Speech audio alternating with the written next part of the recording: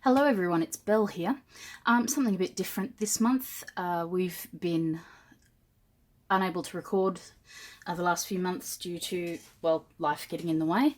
And we are recording this week, but just in the meantime I wanted to show you a little bit of new moon magic. As we discussed in the last episode, I've been working with wormwood a lot, and I wanted to make up Dale Pendell's absinthe recipe. So I'm going to mix that up for you today, and we'll look at the different herbs and spices involved, and how I'd construct something like this. So first things first, I've already measured out all my ingredients, but just for the sake of not wasting your time. But here's my trusty large mortar and pestle.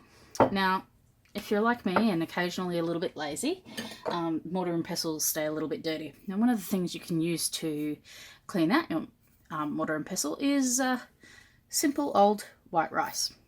So I just take a couple of tablespoons and put it in the bottom of my mortar and pestle, and I just crush it up.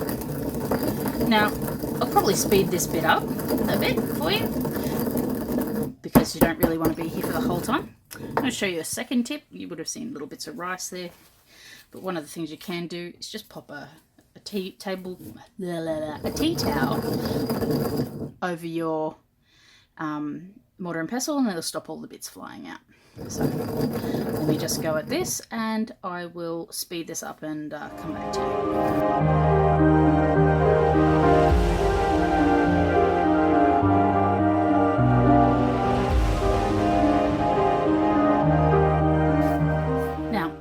As you can see, that's pulled off any nasties on there, just a bit of rice powder which won't hurt anything. It's cleaned out the bottom here. Again, rice powder won't hurt anything. So I'll just take that away and clean it up. Okay. Little brush with a paper towel. And it's much cleaner than it was. The rice exfoliates it and gives you a nice clean surface, picks up any oils or residues, and helps move anything that's sitting in the bottom of your mortar and pestle. So Dale's recipe, of course, starts with wormwood. So this is Artemisia absinthium that I've dried from my garden. I contemplated fresh. In my mind, there's no reason not to use fresh, but I just wanted to use the dried stuff that I had on hand from this season. So it's about the time of year where I start to pull out my wormwoods and give them a good divide. Every couple of years they need a divide. People say, as we discussed in the podcast, people say that you can strike them from seed. I've had no luck at all. It's important when you're using a mortar and pestle not to overfill it. It says lightly crush. I probably could get away with just giving this a chop, since it is dried. Wormwood's really fibrous, so it doesn't crush very well. I mean, you can grind it down, but what I just want to do is open it up, give it a little bit of space for the alcohol to get into. And I'm just using a standard tomato canning jar here. It will be quite full by the time I've got everything into it.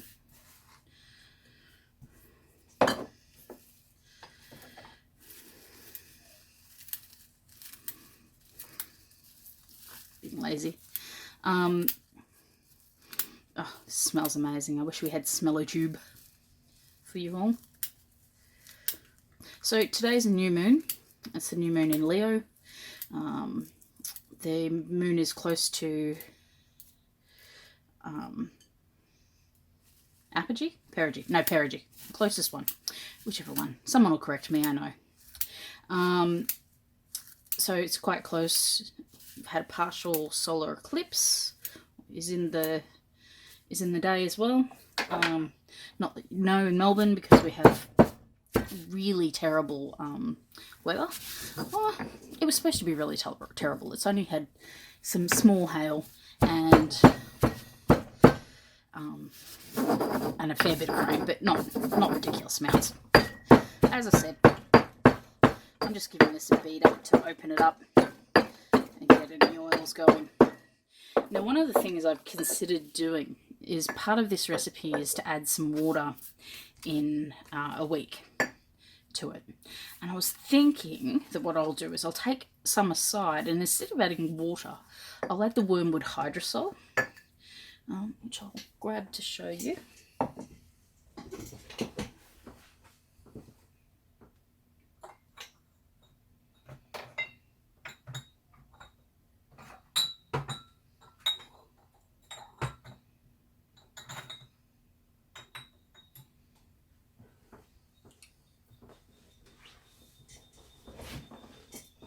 So this is Roman wormwood hydrosol, and I'm not sure if you can see, but at the top there's a little bit of essential oil as well there.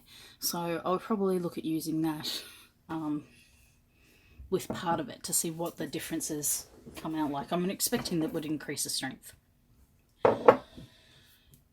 Other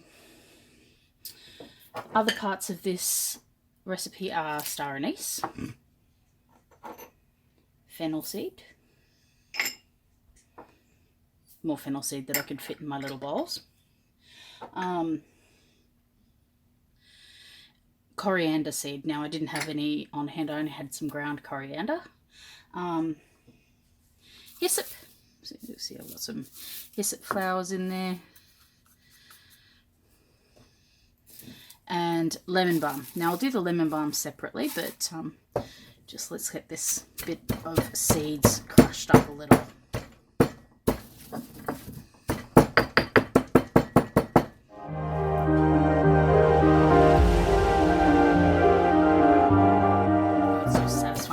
Star anise. Dale's recipe also has anise seed in it.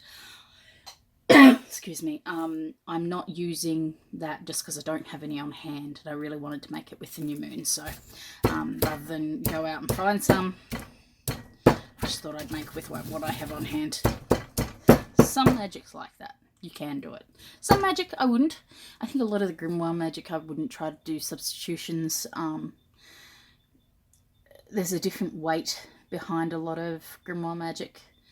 You know, if you listen to Julio Cesarotti, he's very strongly against making any substitutions or any compromises in terms of grimoire magic, and I think that's part of the reason I haven't really attempted much, because yeah, there's that aspect of, you know, a year of celibacy for some rites and things like that. But yeah, for this, we're talking an absinthe recipe. We're not talking end of the world demon summoning. Not that I'd accuse Julio of demon summoning at all. Although I think he'd like that. Now, as you can see, I'm not really going for powder, just trying to break these seeds open a bit. Hoping that you can hear me when I'm doing that, you know.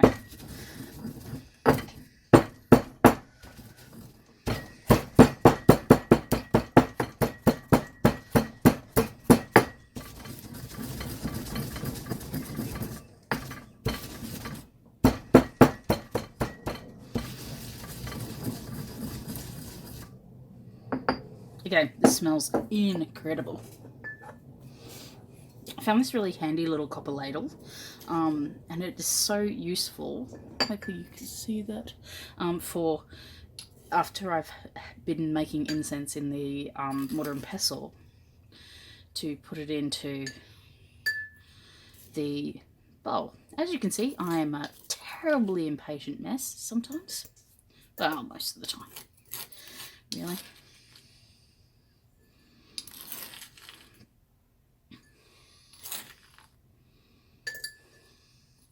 Now you can see this mortar and pestle is getting quite messy. Again, I'll use it to crush up the lemon balm, the Melissa, but before I do anything else in it, I will clean it again. You can save yourself a bit of cleaning if you clean it straight after you use it, and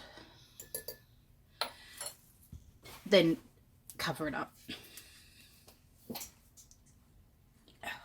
Why do these things have to be so heavy? Okay, so I've got some Melissa here. All these little bowls and cups and things are ones that I've made in ceramics. How soft and squishy this was.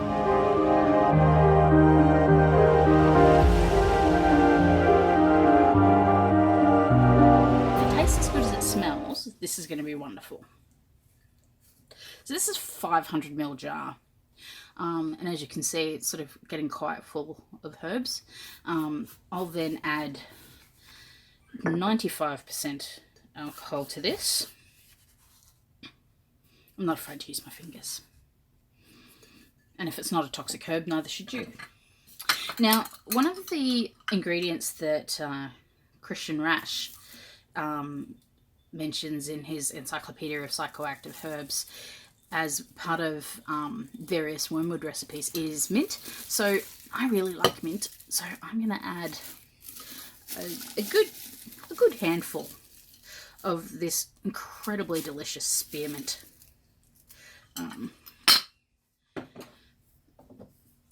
That I grew last year.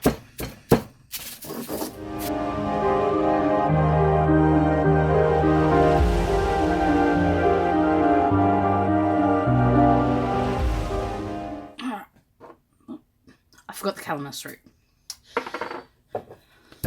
Fortunately.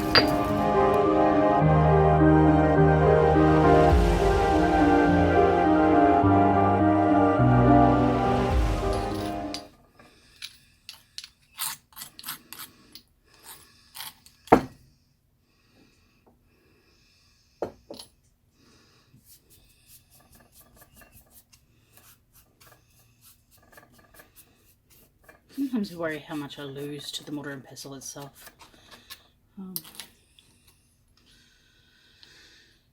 Quantities for all these can be found in Dale Pendell's books, and also Christian Ratz's Encyclopedia of Psychoactive Herbs. Once I work out my own perfect recipe, I'll pop the recipe up online for you guys. Alright. Now, mess. Chaos.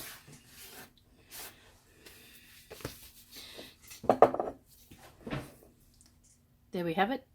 That's our base. We've got the wormwood, spearmint, lemon balm, fennel seed, coriander seed, calamus root, and the hyssop all in there. All we're going to take is, we've talked about this before, Spiritus rectificowani, rectified spirit, Polish. It's a plum alcohol. It's caution, very high alcohol. Do not drink undiluted. We're going to put it in here because what we want is that really high proof alcohol to draw out all of the important oils. And what I like to do is sort of take my time doing this so that I make sure that everything gets wet. And also, one of the things that happens is that the spirits soak up lots, the plants soak up lots of the alcohol. So if we just add it slowly to start with, we capture a little bit of that. Now, I'm going to make sure it's covered. We've probably used nearly all 500 mils of this. Keep a little bit.